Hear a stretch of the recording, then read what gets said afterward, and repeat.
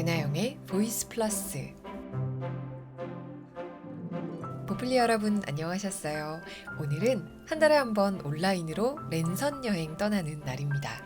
7월의 여행지로 경주를 골라봤어요. 최근에 한 연구에서 올여름 가장 인기 있는 여름 휴가지를 꼽았는데요. 제주도랑 강원도에 이어서 경북 경주시가 꼽혔더라고요. 그래서 경주가 베스트 5위 안에 들었고요. 또 다른 조사에 따르면 여름 휴가 기간을 앞둔 최근 한 달 동안에 국내 숙박 상품 중에서 경주의 호텔과 레지던스 상품이 가장 많이 판매가 되었다고 해요. 혹시 올여름에 경주 여행을 계획하시는 분들이나 집에서 편안하게 온라인으로 경주를 여행하고 싶으신 분들께 오늘 천년 전 신라인의 숨결이 도시 곳곳에서 느껴지는 살아있는 역사와 문화의 도시 경주를 소개해 볼게요. 구독과 좋아요, 알림 신청 감사드리고요. 이제 랜선 여행 시작해 볼게요. 신라 천년의 역사를 따라 경주 여행. 경주 여행의 백미, 대릉원. 경주를 경주답고 아름답게 만드는 1등 공신이라면 저는 대릉원을 첫 손가락에 꼽을 것 같아요. 신라시대 초기에 만들어진 23기의 고분이 하늘에 우아한 곡선을 그리는 곳이죠. 최근에는 경주 포토존이라는 이름으로 사진 찍기를 즐기는 젊은이들이 굉장히 즐겨 찾는 곳이에요. 대릉원 정문으로 들어가면 구불구불하고 빽빽한 소나무 숲이 펼쳐져요. 이 소나무들이 정말 하늘을 향해 용솟음치는 기운을 주체하지 못하는 느낌이에요. 안개가 자욱한 이른 아침이나 촉촉하게 비가 내리는 날에도 굉장히 그윽한 정취를 자아냅니다. 소나무 그늘 사이로 이정표를 따라서 걷다 보면 미추왕릉, 천마총, 황남대총으로 이어지는데요. 우리가 신라라고 하면 떠올리는 화려한 금관이나 금제 허리띠, 장신구 같은 국보급 유물들이 이곳에서 출토되었죠. 천마총에서는 금관을 비롯한 유물 11,500여 점이 출토되었는데요. 내부를 공개해서 신라인의 무덤 형식을 살펴볼 수 있어요. 제가 제일 좋아하는 자리가 바로 이 황남대총 앞이에요. 작은 연못을 조성해 두었는데요. 연못가에 앉으면 황남대총의 오목한 곡선이 물빛에 반사돼서 하늘을 가르고 물을 가르는데요.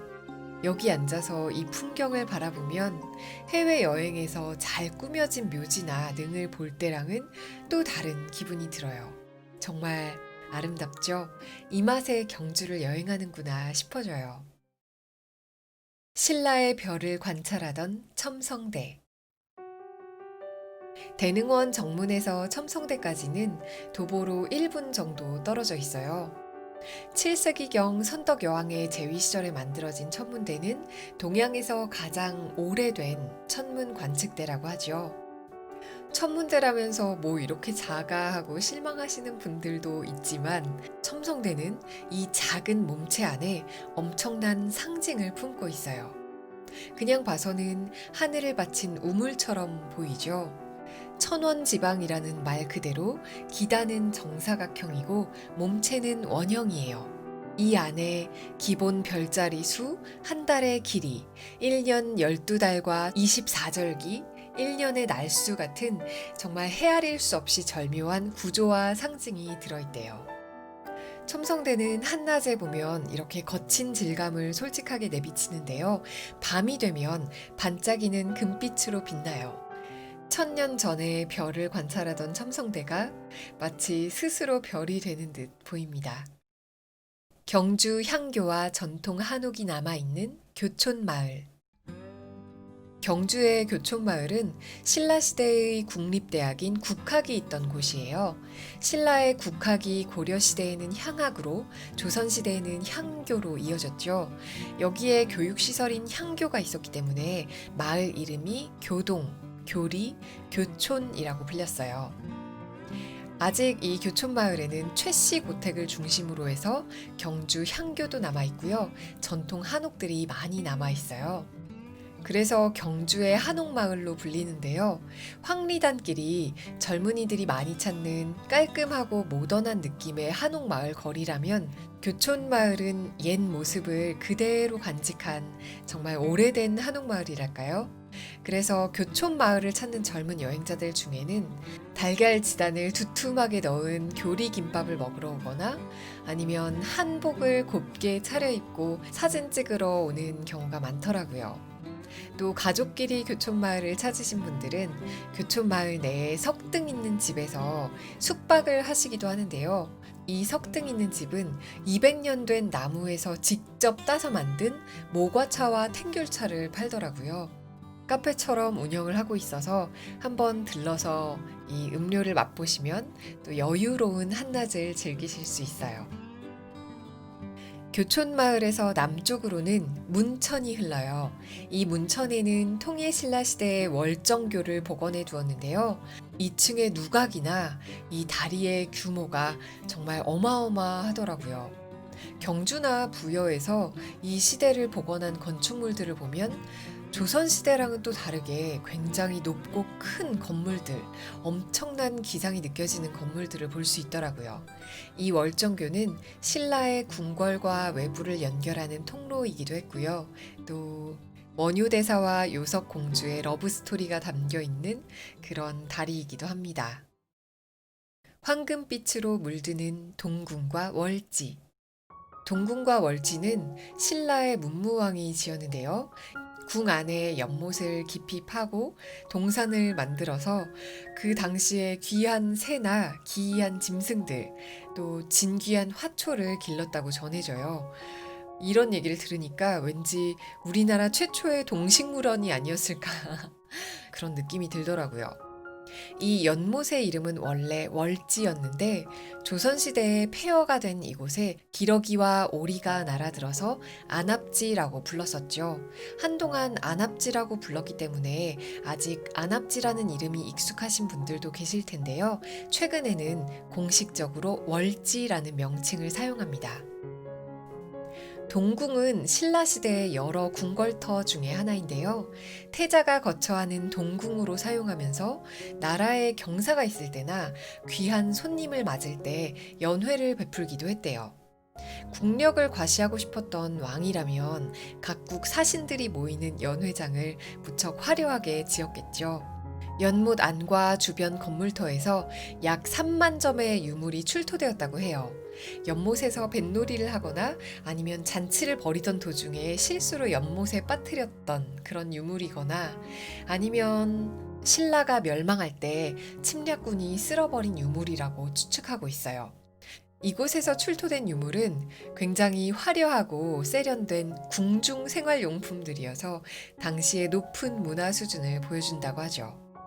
동궁과 월지에 가실 때는 저녁 식사를 일찍 마치고 야경을 보러 가시면 좋아요. 여긴 야간 개장을 하거든요. 해가 완전히 지기 전에 동궁과 월지에 도착하시면 좋습니다. 낮에는 알록달록했던 동궁이 해가 지는 동안 황금 옷으로 갈아입어요.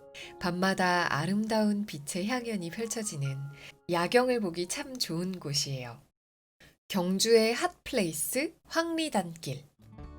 예전에 경주를 간다고 하면 불국사나 석굴암을 방문하는 수학여행을 간다던가 아니면 대릉원과 첨성대를 둘러보는 일정, 이런 일정이 전부였는데요. 요즘에는 황리단길이 가장 인기죠.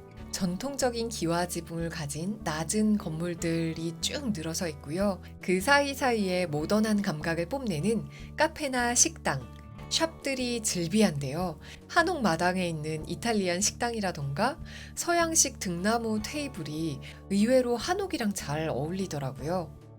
초록이 우거진 마당에서 커피를 마시거나 루프탑 카페에 올라가서 기와지붕을 내려다보면서 차를 마시면 그것도 참 좋더라고요. 옛 골목의 정취와 현대적인 인테리어의 가게들이 어우러진 매력적인 길입니다.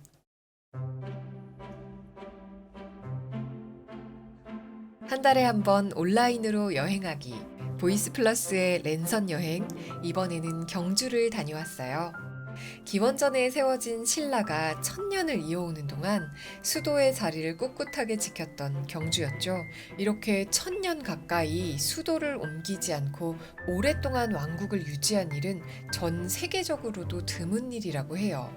신라의 대표적인 유물로 꼽히는 화려한 금관이라던가 에밀레종으로 잘 알려진 성덕대왕 신종, 작은 산처럼 거대한 무덤들, 사찰들, 수학여행에 빠지지 않던 코스인 불국사와 석굴암까지 오늘 다 소개해드리지 못한 여행지도 아직 많이 남아있는데요. 그만큼 1박 2일을 가든 2박 3일을 가든 한 달 내내 머물러도 좋을 만큼 볼 게 참 많은 도시예요. 올여름 휴가 계획하시는 분들 방역수칙 꼼꼼하게 잘 지키면서 건강하게 다녀오시면 좋겠고요. 올여름엔 그냥 집콕 해야겠다 하시는 분들은 이렇게 랜선 여행으로 여행지 즐겨보셔도 좋겠네요. 한 달에 한 번 랜선 여행, 오늘은 여기서 마칠게요. 우리는 다음 주에 만나요. 안녕!